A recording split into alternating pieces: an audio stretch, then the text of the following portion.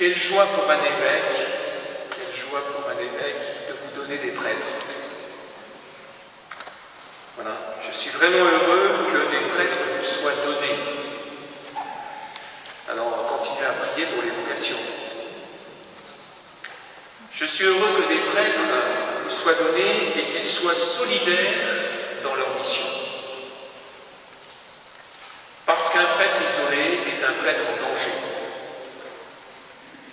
Et que les prêtres doivent se donner l'exigence d'une vraie fraternité entre eux. Donc je suis heureux qu'ils portent la mission ensemble et avec vous. Et même si chacun reçoit une part de mission, la fraternité entre eux et eux avec vous est essentielle. Le modérateur, René Rousseau, le modérateur selon le droit canon dirige l'activité commune.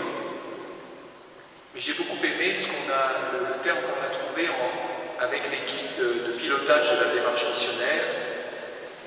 Le modérateur, il est veilleur de fraternité. Veilleur de fraternité, celui qui va veiller à ce que la communion, la fraternité soit vécue entre les prêtres et bien sûr entre les groupements paroissiaux, entre vous tous qui êtes ici, que vous soyez prêtres, diacres, religieuses, laïcs, qu'il y ait une véritable fraternité entre vous. Je suis heureux que vous soyez là, membres des équipes d'animation pastorale, de coordination, membres des services, mouvements, chrétiens engagés, qui prenez votre part de la vie de l'Église. Puissiez-vous tous vous en souvenir, que vous soyez prêtres, laïcs, diacres, religieuses, c'est votre baptême qui vous envoie, qui vous unit. Car vous êtes d'abord et avant tout des enfants de Dieu, enfants d'un même Père du ciel, et donc tous frères. La fraternité, ce n'est pas une invention comme cela, c'est le rappel de notre vocation baptismale. Jésus dit, vous n'avez qu'un seul Père et vous êtes tous frères. Et même si parfois cette fraternité peut être difficile à vivre, il n'empêche qu'elle fait partie de notre mission même de baptiser. Donc vous lirez le message de rentrée que j'ai écrit à votre attention et qui dit que cette année, l'accent que nous allons donner à la pastorale, cet accent, ce sera la fraternité. Mon espérance, c'est qu'on me dise un jour, et le plus rapidement possible, que dans ce pôle missionnaire où vous êtes, Orléans et l'ouest du diocèse, qu'on puisse me dire, vous voyez comme ils s'aiment. Mon espérance, mon souhait, c'est qu'on puisse dire des chrétiens ici, voyez comme ils aiment. Voyez comment chacun se donne pour les autres. Voyez comme ils sont fraternels entre eux et avec tous. Voyez comme chacun est prompt à se mettre à la dernière place, pour que les autres prennent la première. Au fond, que ce soit l'inverse de ce qu'un prêtre me disait aujourd'hui. On avait le rassemblement des prêtres du diocèse. Voilà, une bonne journée de rencontre, de fraternité. Et ce prêtre qui vient de changer de mission arrive dans un lieu et il découvre avec effaré, c'est un jeune prêtre, que les acteurs de la paroisse sont divisés et qu'ils n'ouvrent la bouche que pour dire du mal des autres. Ceci, vous l'avez bien compris, c'est inacceptable. Je lisais aussi aujourd'hui un petit texte qui est dans le numéro de la Croix de ce dimanche. Cela est ravageur pour la crédibilité de l'Église. Parce qu'à ce moment-là, l'Église vit le contraire de ce qu'elle annonce. Comment nous pourrions parler de charité chrétienne, de fraternité, d'amour des autres, si nous ne le vivons pas d'abord en notre sein? Alors, pour soutenir cette fraternité, nous avons décidé, avec le conseil presbytéral, de mettre en place des pôles missionnaires, 7 espaces de vie pour que se vive la fraternité dans notre diocèse. Alors, je suis très clair, les seules divisions territoriales, c'est le diocèse et les groupements paroissiaux. Là où il y a des communautés chrétiennes qui célèbrent l'Eucharistie, qui sont missionnaires. Mais le pôle est au service de la fraternité entre les groupements paroissiaux, entre les différents pasteurs, entre les chrétiens engagés dans ce pôle. Le pôle, c'est d'abord un état d'esprit différent, alors que nous sommes souvent tentés par le repli, les habitudes qui peuvent vite devenir de la sclérose, la tentation d'indépendance. Nous sommes invités sans cesse à nous ouvrir à une Église plus large, à nous soutenir davantage, à nous entraider davantage. Je prends des exemples. Imaginez que dans un groupement paroissial, il y a des catéchistes, et puis dans un groupement paroissial à côté, il y a aussi des catéchistes. Mais les catéchistes du premier groupement sont un peu à la peine. Voilà, ils n'ont pas réussi à trouver de responsables, etc. Eh bien, les catéchistes du deuxième groupement vont faire attention, voilà, vont veiller aux catéchistes du premier groupement. Imaginons aussi un groupement qui a la capacité d'organiser, je ne sais pas, un pèlerinage à l'eau, par exemple, dans l'année, et bien qui fait signe au deuxième groupement, qui lui n'a pas la capacité. Allez, vous allez organiser avec nous, on va se soutenir. Et ainsi de suite, on pourrait décliner tous les services de l'Église. Comment nous pouvons nous soutenir davantage, nous donner davantage de tonus, parce que nous prendrons soin les uns des autres. Et bien sûr, cette fraternité doit être vécue d'abord par les prêtres eux-mêmes. Ils sont les pasteurs propres.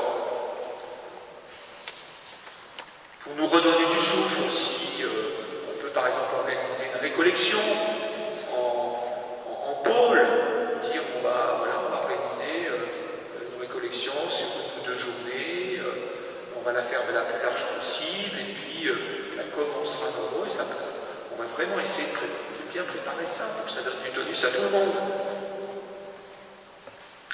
Pour vivre cette fraternité, une vie de prière est nécessaire. Et je crois que notre drame un peu de chrétiens, de catholiques, c'est que nous sommes capables de prier personnellement, moi je l'espère pour chacun d'entre vous, de vraiment donner du temps à la prière personnelle, d'avoir des engagements, mais que nous savons difficilement prier ensemble, en dehors de l'Eucharistie. Nous avons du mal à le faire. Et quand la lettre pastorale pousse à ce que ça soit vécu, il y a des gens qui disent mais on ne sait pas très bien faire. Comment, au début d'une rencontre, on va prendre le temps peut-être de partager sur, sur la parole de Dieu ou sur notre vie. Comment on prend le temps de la prière, de se tourner vers celui qui est la source de notre rassemblement, sans lequel nous ne sommes rien. Et vous avez entendu l'apôtre Saint Paul, pourtant missionnaire ardent, toujours sur la brèche, vraiment engagé à fond dans son apostolat. Combien il nous rappelle dans la lettre aux Colossiens, le passage que nous venons d'entendre, l'importance de la prière commune. Il dit, par des psaumes, des hymnes et de libres louanges, chantez ensemble à Dieu votre reconnaissance. Et nous avons besoin de progresser sur ce plan. Parce que la fraternité, c'est d'abord un don à recevoir de la part de celui qui s'est fait frère de tous les hommes, qui s'est fait notre frère, par amour pour nous, le Christ Jésus. Et c'est de lui que nous tenons la capacité d'être fraternels les uns avec les autres. Mais encore faut-il prendre le temps de nous recevoir de lui. La vie fraternelle, ce sont aussi des petites communautés fraternelles de foi. Dans l'aide pastorale, je disais qu'un chrétien tout seul, ça n'existe pas. À partir du moment où je suis chrétien, où je suis baptisé, les autres me sont donnés comme des frères à eux. Et c'est anti-chrétien que de dire moi je vis ma foi, que les autres se débrouillent. Ça c'est anti-chrétien. Et le jour où vous comparaîtrez devant Dieu, la première chose que Dieu vous demandera, ça sera qu'as-tu fait de tes frères? Il ne vous demandera pas si vous avez fait des péchés. Tous nous en faisons, et puis le Christ a donné sa vie pour ça. Le Seigneur ne nous demandera pas si on n'a pas fait de mal. Il nous demandera si on a fait du bien. Et si on s'est donné généreusement pour les autres, à l'image de Jésus lui-même. La vie fraternelle, nous devons la vivre aussi avec les plus vulnérables de notre société. Et je me réjouis de tout ce que nous dit le pape François depuis des semaines et des semaines. Le pape nous invite à nous tourner résolument vers les pauvres, les plus fragiles de notre société, qui nous sont donnés comme des compagnons de route. Et il faut que nos églises sortent davantage d'elles-mêmes pour aller, comme dit le pape, vers les périphéries. Et le pape est très clair, là où il y a toutes les misères du monde. Nous sommes attendus sur ce terrain d'une fraternité large avec les plus pauvres. Et ce n'est pas optionnel. Cela fait partie de notre mission de baptiser. Enfin, l'Église est faite pour évangéliser. Nous sommes tous baptisés pour témoigner de la tendresse de Dieu. Vous avez entendu? Jésus qui reprend la parole d'Isaïe, « L'Esprit du Seigneur est sur moi. Le Seigneur m'a consacré par l'onction. Il m'a envoyé porter la bonne nouvelle aux pauvres, libérer les prisonniers, annoncer une année de bienfaits accordée par le Seigneur. » L'évangélisation fait partie de notre nature de baptisé. Écoutez ce que disait le pape Paul VI, qui a écrit une très belle exhortation, qui fait encore référence aujourd'hui, sur l'évangélisation. Évangéliser est la grâce et la vocation propre de l'Église. Son identité la plus profonde. L'Église existe pour évangéliser. Et le pape François reprenait cela en disant « L'évangélisation est la raison d'être de l'Église. » Le trésor de la foi, le trésor de l'Évangile que nous avons reçu, nous n'avons pas le droit de le garder pour nous. D'autres sont en droit de l'attendre de nous. Je dis bien d'autres sont en droit d'attendre de nous que nous soyons témoins de la bonne nouvelle de Jésus. Alors il y a différentes façons d'évangéliser, puis selon les endroits où on se trouve. J'imagine un certain qui va se trouver dans des milieux de travail où il est impossible de dire qu'on est chrétien. Mais bon, vous évangéliserez par la gentillesse, par la tendresse, par l'attention, et puis un jour, tôt ou tard, quelqu'un vous dira « mais toi, tu es différent ». Une personne me rapportait cela il y a quelque temps. Voilà. Toi, tu es différent. Et hop, c'était parti. La personne a pu témoigner de sa foi. Et puis après, alors à la fois il y avait des petites moqueries de temps en temps, mais n'empêche que dès qu'il y avait une attente pour des obsèques, pour un baptême, comment on fait, ben voilà, on va trouver la personne. Allez-y. Allez-y. Aujourd'hui, si vous n'aviez qu'un seul mot à entendre de ma part, c'est voilà, c'est cet impératif. Allez-y. Soyez des chrétiens audacieux qui n'hésitent pas à prendre des initiatives. Le pape François à Rio a des paroles fortes, nous invitant même à bousculer, invitant les jeunes à bousculer l'ordre établi, à faire de l'agitation. Ce pape qui oppose l'Église mondaine, les chrétiens amidonnés, vous savez, tellement fixés qu'on ne bouge plus, à une Église accidentée. Le pape nous demande d'être une Église résolument évangélisatrice. Et il oppose cette Église évangélisatrice à l'Église malade à force de se protéger du monde. Et quand les autres nous disent « Ah, mais les chrétiens, vous êtes bien gentils, mais vous vivez dans un ghetto. » Alors rappelez-vous toujours que vos prêtres, vos pasteurs, ne sont pas envoyés là pour vous maintenir dans vous les chrétiens engagés, dans du coton. Ils sont envoyés à tous les habitants de ce territoire.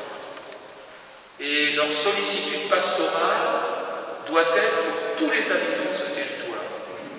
Surtout que les chrétiens engagés ne gardent pas leur prêtre pour eux. Il faut qu'ils aient du temps pour l'évangélisation. Et vous-même, ne vous repliez pas sur vous-même, sur des organisations qui finissent par tourner à vide. Vous êtes faits pour annoncer l'évangile au monde. Vous avez été baptisés, Dieu vous a donné sa propre vie pour cela. Alors, je termine par là, mais ça passe par une conversion, par sortir de nos vieilles habitudes, par revenir à l'essentiel. Et l'essentiel, c'est simple, c'est la prière, avec la méditation de la parole de Dieu, et la fraternité large.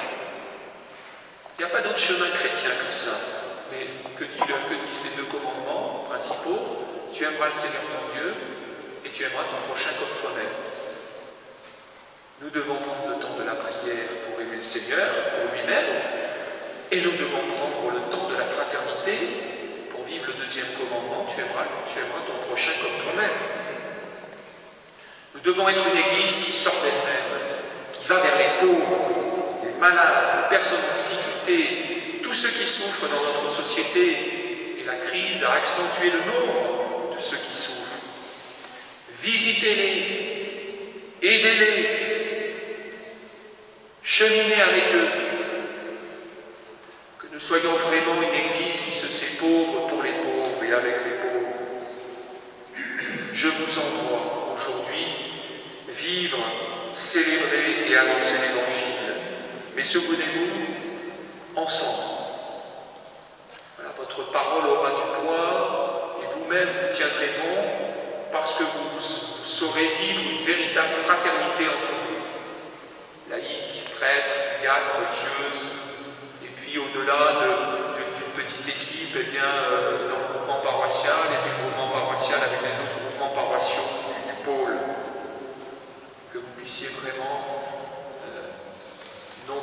je pense à cette parole, et puis je vous laisse là-dessus, cette parole de Monseigneur de Roubaix, évêque de Saint-Denis, voilà, décédé maintenant. Mais qui disait cette phrase et qui doit vraiment nous faire réfléchir. On ne doit pas dire des chrétiens, voyez comment ils sont bien organisés, mais voyez comme ils s'aiment. Et voyez comme ils aiment. On a là un chemin qui est le chemin des pôles que nous mettons en place, qu'il y ait vraiment de la fraternité dans ces pôles. C'est ce que je souhaite à chacun de vivre avec les autres.